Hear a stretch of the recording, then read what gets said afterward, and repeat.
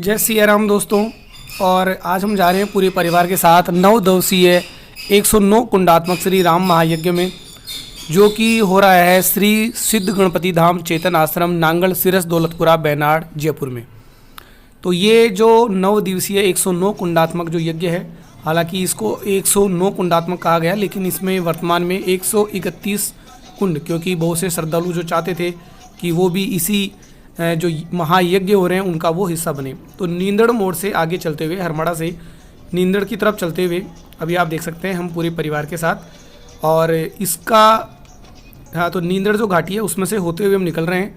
और जो यज्ञ जो है श्रेष्ठतम कर्म है और विश्व शांति के लिए, पूरे विश्व के कल्याण के लिए, गौ माता के हित के लिए जो श्री राम महायज्ञ का जो है आयोजन किया जा रहा है।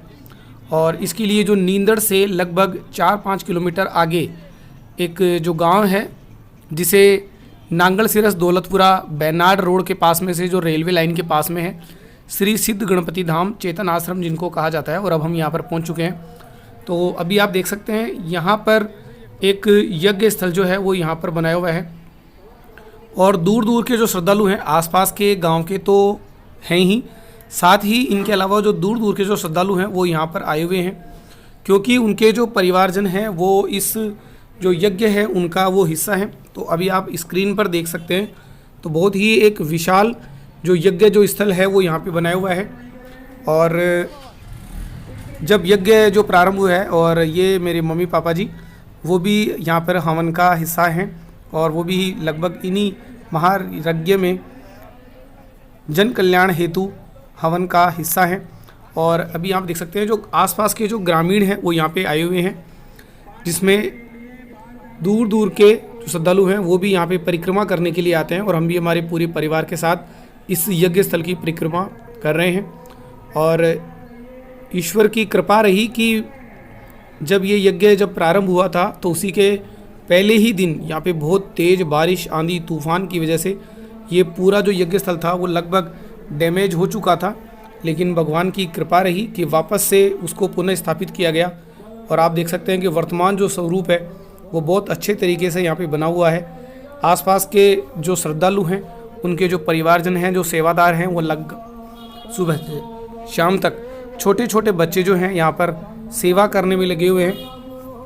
और कई बार ऐसे दृश्य देखने को मिले कि लगभग 7-8 साल के जो बच्चे हैं वो यहाँ पे श्रद्धालुओं के लिए प्याऊ लगा रखे हैं, पानी की व्यवस्था उन्होंने कर रखी है, चप्पल जूतों को साइड में रखने की व्यवस्थाएं उन्होंने की है, लाइटिंग की व्यवस्था है जो बहुत अच्छी यहाँ पे की हुई है।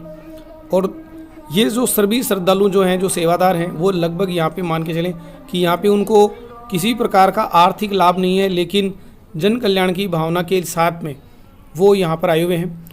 और इसके जो प्रारंभ हुआ था, जब ये यज्ञ जो 24 मई 2023 को सुबह 7 बजे के लगभग, ये शिव मंदिर जो दौलतपुरा है कालुका की ढाणी में, वहाँ से इसमें यज्ञ स्थल के लिए यहाँ पे कलश यात्रा निकली थी। और इसका जो समापन है वो आपका गुरुवार, जिस दिन ज्येष्ठ शुक्ला द्वादशी गुरुवार है, 1 जून 2023 को लगभग 12:15 बजे इसकी पूर्णाहुति होगी, जिसमें जो संत विद्वान जो है उनको विदाई दी जाएगी और भंडारा प्रसादी का आयोजन किया जाएगा। और इसके साथ ही देख सकते हैं जो ये भी यहाँ पे जो यज्ञ स्थल में जो यहाँ पे आसन लिए हुए हैं उनके जो परिवारजन हैं वो यहाँ पर आए हुए हैं, और परिक्रमा तो यहाँ पे कर ही रहे हैं जन कल्याण के लिए। और इसके अलावा जो कार्यक्रम है वो पीपल का जो विवाह है, पीपल विवाह जो है पीपल पूर्णिमा के दिन, जो कि 31 मई 2023 को शाम के समय पर होगा, जिसके लिए भी बहुत विशेष तैयारियां जो यहाँ पे की गई हैं। तो अभी आप देख सकते हैं मेरे परिवार के साथ हम सभी यहाँ पर परिक्रमा करते हुए, और परिक्रमा का जो आनंद है वो सभी यहाँ पे ले रहे हैं। दूर दूर से जो श्रद्धालु हैं वो यहाँ पे आए हुए हैं। और यहाँ पे जो यज्ञ स्थल है वो श्री श्री 1008 श्री चेतन दास जी जो फलारी जो महाराज हैं, जो यहाँ पे मंदिर है, वो मंदिर के दर्शन में भी आपको करवाने वाला हूँ। चेतन आश्रम सिद्ध गणपतिनाथ मंदिर जो है नांगल सिरस दौलतपुरा में। और जो यज्ञाचार्य हैं वो हैं पंडित सत्यनारायण जी शास्त्री, और श्री मद जगत गुरु रामानंदाचार्य श्री जगत अवध बिहारी देवाचार्य, जो कि पीठाधीश्वर सिद्ध पीठ श्री वीर हनुमान धाम सामोद में, जो नांगलबड्डा गांव में है, हनुमान जी का जो मंदिर है बहुत प्रसिद्ध मंदिर है वो है। और इस यज्ञ के जो उपाचार्य हैं, जो पंडित जी मदन जी जो महाराज हैं, जो ईश्वरी सिंहपुरा के हैं, उनके सानिध्य में ये यज्ञ स्थल जो है, और लगभग 3.25 लाख जो आहुतियाँ हैं वो यहाँ पे दी जाएंगी। और हमारे शास्त्रों में भी उल्लेख है कि लगभग सभी जो राजा जो होते थे, महाराजा जो होते थे, उन्होंने भी यज्ञ करके बहुत कुछ अपने जो मतलब प्रायश्चित भी किया है, किसी अभाव की पूर्ति के लिए या वायुमंडल को स्वस्थ करने के लिए भी यज्ञ वगैरह जो है वो किए जाते थे। और वर्तमान में जिस प्रकार से जो प्रदूषण बढ़ रहा है, उन प्रदूषण का मुकाबला करने के लिए यहाँ पे जो आहुतियाँ जो दी जाती है, उस आहुतियों से जो संसार की जो दूषित जो हवा होती है उनको शुद्ध करने के लिए यहाँ पे आहुतियाँ लगभग यहाँ पे दी जा रही है। आप यहाँ पे देख सकते हैं। तो यहाँ पे सुबह और शाम दोनों समय पर यहाँ पर आहुतियाँ दी जाती है। और यज्ञ दर्शन करने से जिस प्रकार से अग्नि में सोने को तपाया जाता है, उसी प्रकार से जो वायुमंडल है उसको भी यहाँ पर तपा कर उसमें जो बुरे तत्व जो होते हैं उनको नष्ट किया जाता है। तो अभी आप यहाँ पे देख सकते हैं। और आसपास के जो श्रद्धालु हैं वो तो यहाँ पे आए हुए ही हैं।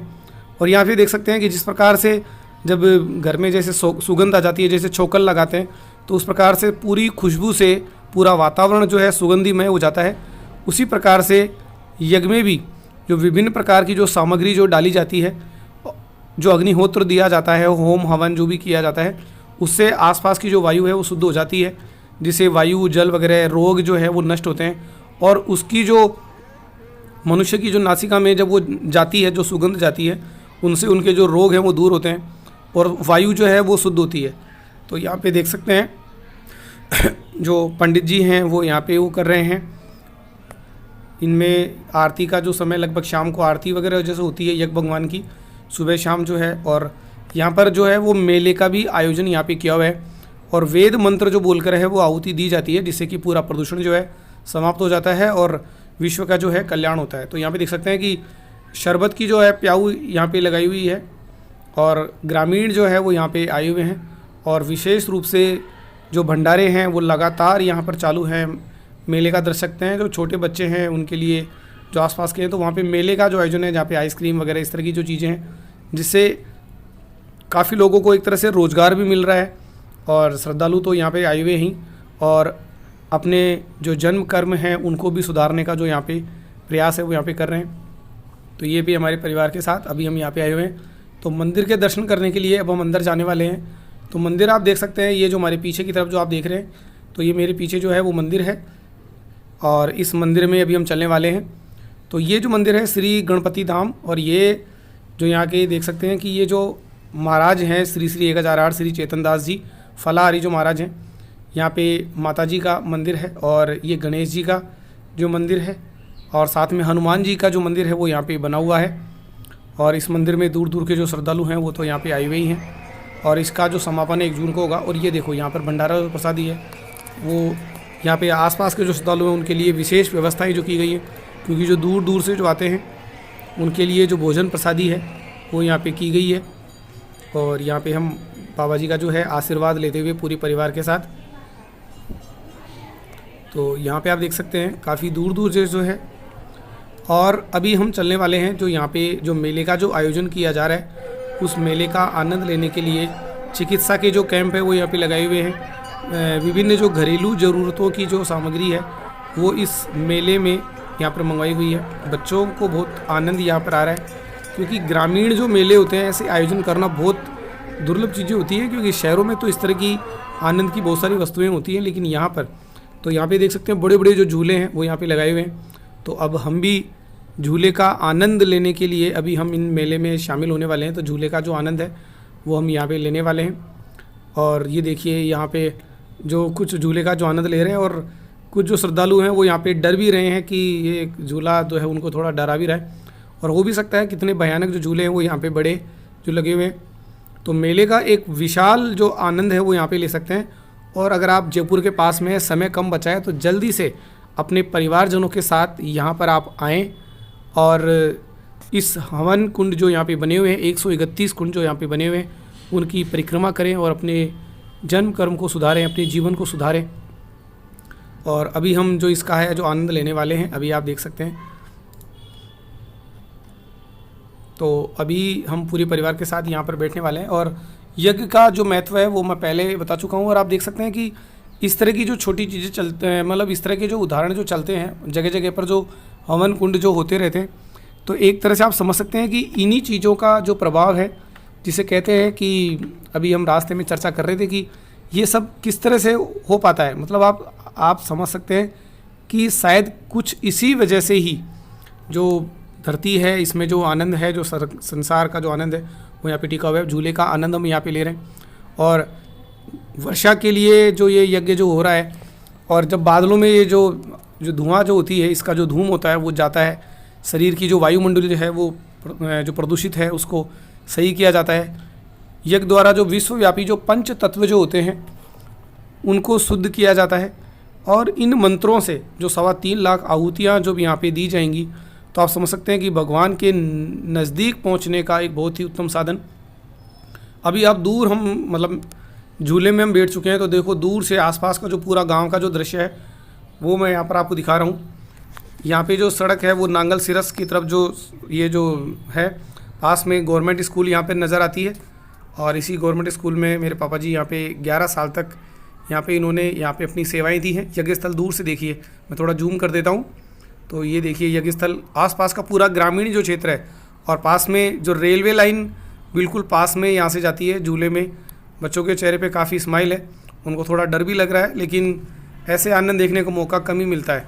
तो दूर दूर तक देख सकते हैं काफ़ी हरियाली, क्योंकि ग्रामीण क्षेत्र के जो मेले होते हैं वो देखने में ज़्यादा आनंददायक होते हैं, बजाय कि शहरों के जो मेले होते हैं वो एक तरह से आप देख सकते हैं कि उन मेलों में नाटकीयता ज़्यादा होती है, ये वास्तविकता जो है।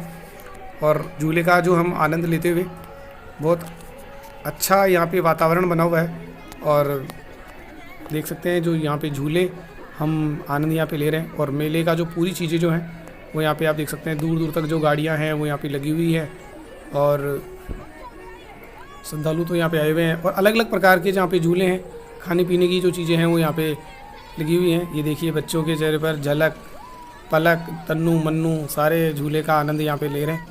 और झूले जब ऊपर जाते हैं तो एक बार तो सांस थम सी जाती है, डर भी लगता है, और लेकिन इस आनंद के सामने अभी हम आगे बढ़ रहे हैं हमारे परिवार के साथ। और ये लब्बू को भी थोड़ा सा आनंद आता हुआ, काना जो है वो दूसरी झूले में यहाँ पे बैठा हुआ है।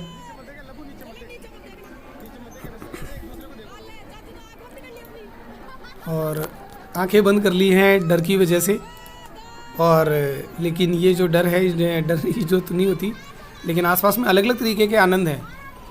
ये एक तरह से आमंत्रित करने का तरीका भी होता है कि जो लोग दूर भी बैठे हैं तो वो भी यहाँ पे कम से कम मेले का आनंद लेने के साथ में आए।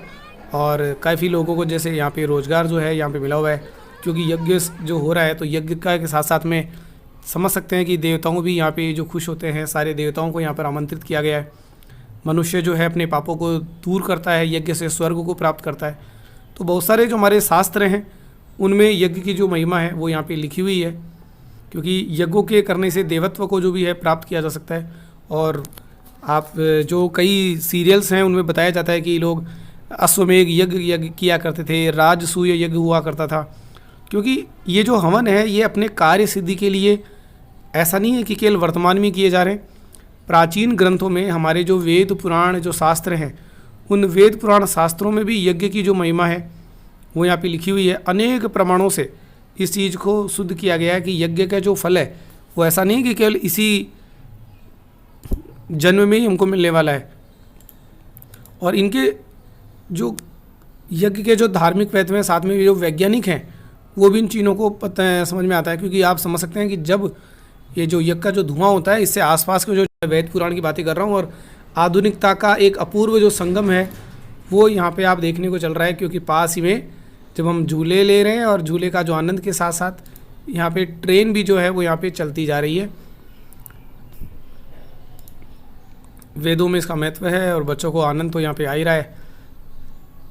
131 ये जो कुंड है वो यहाँ पे है, और लगभग अभी उस दिन का जो एक प्रोग्राम है जिसमें लगभग 50,000 भक्तों के लिए, जो भक्तों की जो प्रसादी का उसका जो है आयोजन यहाँ पे किया जाएगा। और यज्ञ समाप्त होने के बाद यज्ञ की जो बभूत है उनको लेने के लिए लोग यहाँ पर आएंगे। परिक्रमा तो कंटिन्यू जैसे यहाँ पे चल ही रही है। सुगंधित जो वायु है अनेक प्राणियों तक यहाँ पे पहुँचेंगे और उनकी सुगंध से जो आनंद जो प्राप्त होता है वो आप यहाँ पे देख ही सकते हैं। और अब जो है हम यहाँ पर जो भोजन प्रसादी है, जो संत प्रसादी यहाँ पे हो रही है, और उसके साथ ही उस प्रसादी का हम आनंद लेते हुए पूरी परिवार के साथ। और अब हम उस दृश्य से बाहर आ चुके हैं और अब हम घर जाने की तैयारी में हैं। तो आज का दिन जो है एक अविस्मरणीय हमारे लिए रहेगा, क्योंकि